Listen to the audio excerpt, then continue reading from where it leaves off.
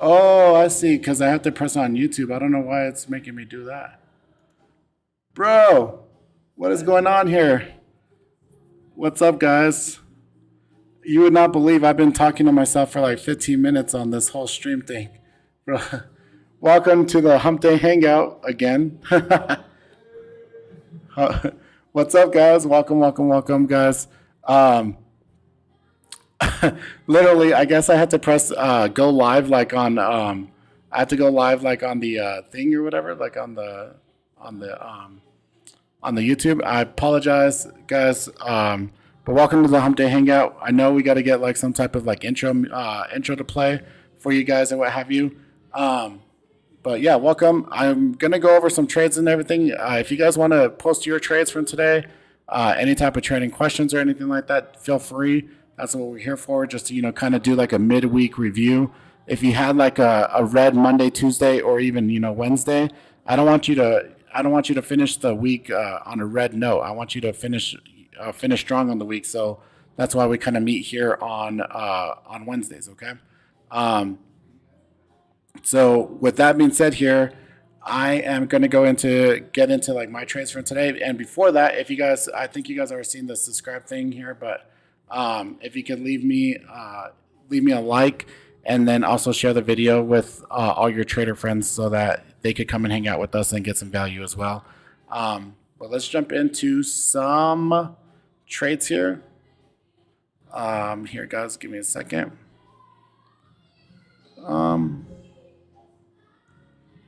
All right.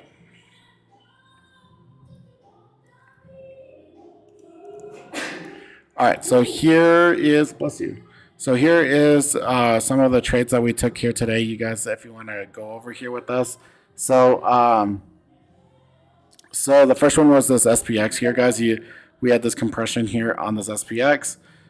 This you could signal with these red dots and there's cross right here.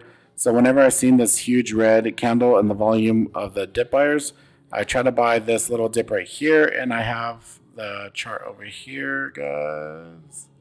So this is my chart for that SPX trade. Right here, the theta decay, since it's a 0 day to expiration, did get me a little bit, but since it did still look good at holding the support here, I did stay in, and then sold upwards of the 453, 452, 50 or so, 90, excuse me, and then just got out quick little, well, not quick, but nice little trade on this off of the compression showing right here on SPX.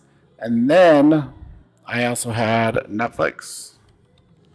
This is a swing that I had that I was putting. I was showing everyone that on Twitter. So on Twitter, I give the give the trade ideas and everything, and this is totally free. These are trade ideas that you're able to actionably take. Again, it's not financial advice or anything like that, but I'm going to give my thought process on these trades.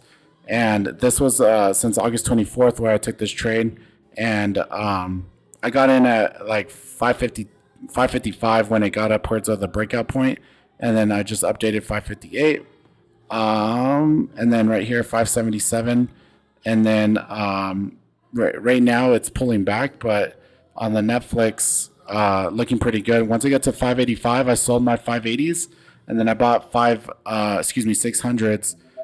For that right up to the 600. So I don't really mind the pullback, because if it does pull back, it's absolutely fine. If I take like a break even trade or even small loss, because I already paid for that 600 trade based off of what based off of that 580 strike trade.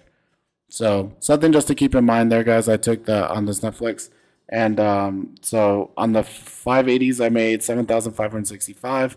On the Netflix 600s, 2,950 is what I'm up right now, unrealized. But I was up like 6,000 upwards here towards the 590. So I'm trying to play for the bigger move. I didn't want to take a partial, which I maybe should have and then maybe added, but whatever, that's fine. UPST is popping right now. So then also as well, I took an L on PayPal today, guys. I was trying to play for like this little flag area right here for it to continue going further up, And what I wanted was on the smaller time frame. On the smaller time frame, I wanted it to bounce off of the PDC area and then also the pivot. So come down, bounce off of here, and then continue going further up. And just went a little bit lower than what I wanted. I stopped out, took an L of $1,910. And then I went over my SPX trade. I do have PLTR and NVIDIA. I don't. PLTR is going to be a swing. I think it's PLTR is just kind of going sideways, accumulating for the next move to the upside here. So it is a little bit. My position is a little bit down, but if I put this on the macro where this is just been going sideways all day, this is looking pretty good for the next leg up, and so I like this going into tomorrow. So that position is a little bit down right now, but it's okay. I also have NVIDIA, 2 contracts at 230, and I got a little overzealous on those, so they may expire at 0. That's okay. I only have 2 of them. That's fine. Whatever. I'll take that L. And then I also took Facebook today. So Facebook is the where I took this trade, pushed to the upside, and the thing. So on the smaller time frame, I wanted it to hold. Here. So wanted it to hold. Excuse me. So when it popped up, hold right here, and then my first target was this next line here, and then bonus bucks if it continues to go. And so whenever I got in this trade here, and then I didn't take any profit, and then it came and broke the pivot, so stopped out, got a crappy fill. It was all the way down at the bottom, and then I do mark it out like when that happens, so that it does happen.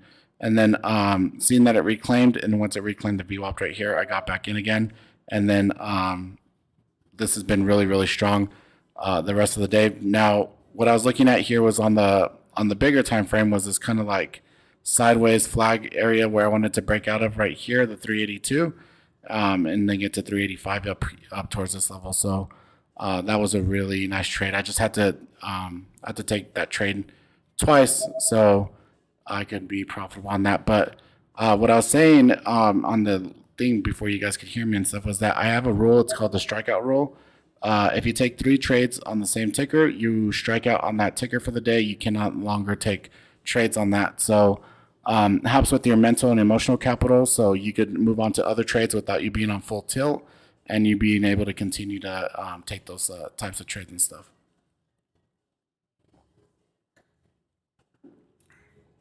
Oh, wet the whistle a little bit, guys. All right. So that was a nice little trade there. I could show you my chart for that. Give me a second. I do execute on DAS and just use Thinkorswim for charts. So here's my chart for that. Here's the first area I tried. Up here where the pivot was, stopped out. Tried again, and then sold the top right here. So pretty nice, pretty nice. Did make a little bit on that, but most of it got covered the loss that I took originally. So, and that's it. If you guys want to see my open P&L for the day, I'm up 75.85. And then, what's that? Oh, so my guy was answering the phone. Up 75.85, then 15.31 here on this side. But again, trying to swing for the bigger one here on Netflix. This was up higher earlier, but. These are also, I believe, September 17th or something, so that's okay. Cool.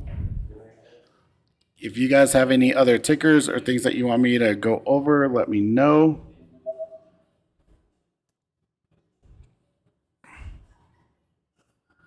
Oh, and then what I was saying when I found out that I was on the wrong trade or whatever is that. Or wrong screen is that on this mRNA, this was a really nice setup for us too. I called out this compression alongside the confluence of the pivot and the PDC. So you can see this trigger right here, cross 3-minute chart. Your entry would have been right here about the 377.12, and then push to the upside here. So the original trade would have been take profit towards this this R1 pivot. And then once it pushed above and then it showed compression again and the cross to the upside, whatever you sold for profit here, you could add back and then write it back in. And I believe we may even get the push to 400 tomorrow. So that was a really nice trade too. And then I was going over Roku. This was something we went over in pre-market. So here on the macro, this looked really, really nice. If you take a look at this channel that it had to the downside, so these lower highs, wanted it to break above. It held 350. And again, compression, cross, and then to the upside here. And this was our move for here. Now, the only thing is that it didn't quite give us a nice entry right at the open. It just kind of took off. So your entry would have been maybe like right here.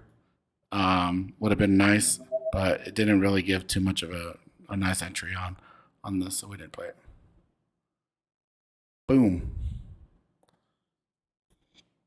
So some really nice trades today. I think today, just the way that things kind of set up, I was pretty frustrated right at the open because I wanted these. Everything looks super bullish, and I wanted like these quick like momentum trades, and none of them set up that way. We kind of had to be patient for the breakouts and for things to kind of set up today. Things didn't quite set up until maybe like 45 minutes, an hour, into the open, and then we got the moves that we wanted. So. Definitely took a little bit more patience today. I was a little frustrated there at the beginning.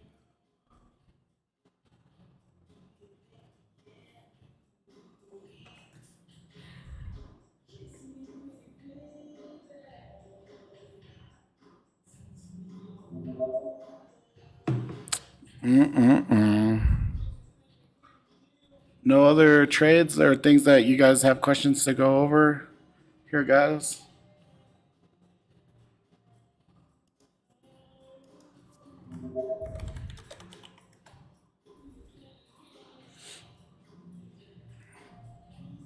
What's up to the new guys that just came in? I just like literally went all over like all my trades, guys. So, um, so yeah, if you guys have trading questions or whatever, like I'm happy to go over like theory or just something, things that you're working on or what have you.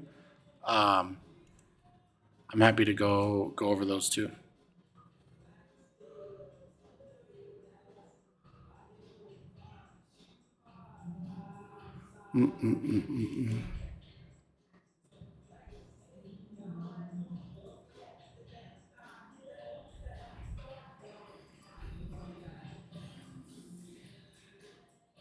So going into the tail end of the week, guys, kind of like what to expect and sentiment wise and what have you.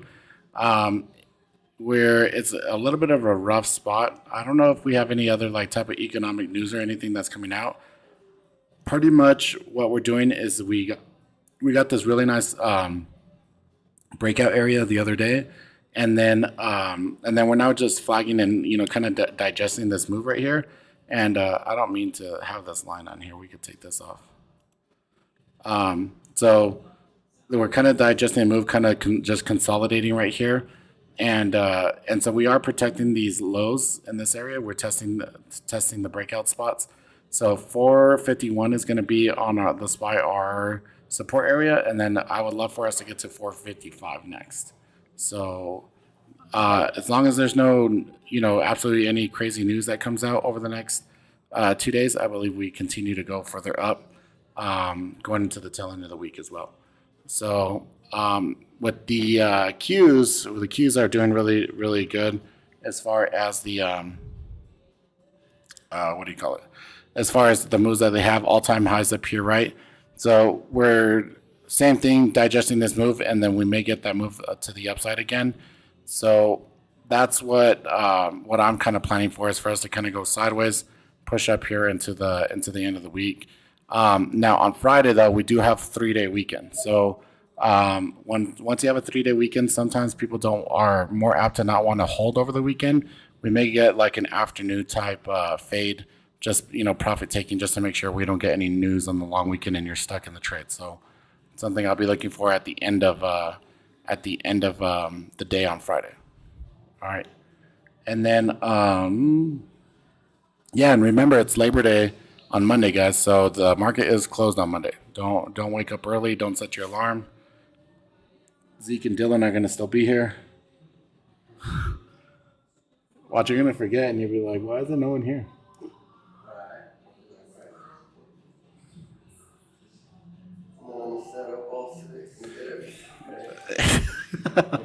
You're like, why did the market? Oh, the market's slow today, guys. Market's moving. With that being said, guys, one of the ones that kind of has divergence today on the market is this Apple. So we're coming and testing, breakout levels right here where you're going to come back and revalidate these areas as support now. So if you missed this original move above the 150, what have you, for it to come down and revalidate these areas, 152, what have you, as support now.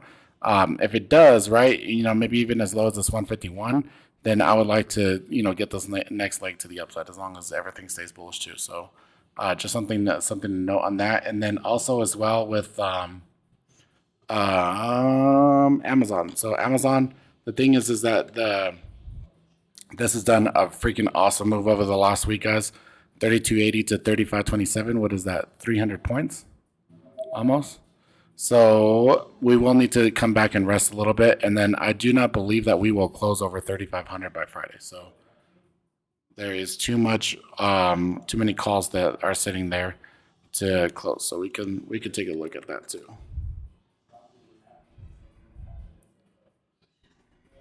This 30.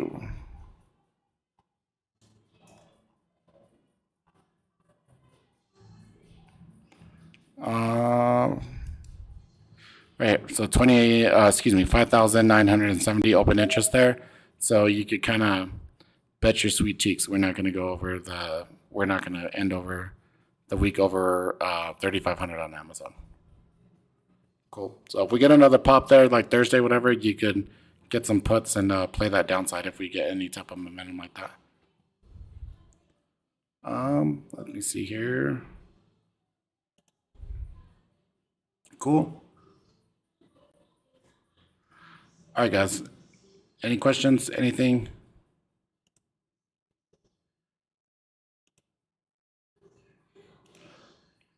All right, guys. I appreciate you guys coming and hanging out today. I will do this every Wednesday during Power. If you want to come hang out, just talk stocks, talk shop, and go over trades for the week and what to expect going into the end of the week. That is, I would definitely like to have you guys here or what have you. So, and then on Sundays we do Sunday Stockcast. If you want to come hang out, we'd get ready for the week, go over tickers, watch list for the week, and that's at 8 p.m. Eastern if you want to come hang out for that. So make sure that you set an alarm, what have you. We have a good time just going over tickers and getting ready for the trade week on Sundays as well, all right? But you guys take it easy. I am going to go head out, going to grab some lunch. You guys have a good rest of your day. Stay profitable, stay money biased, all right?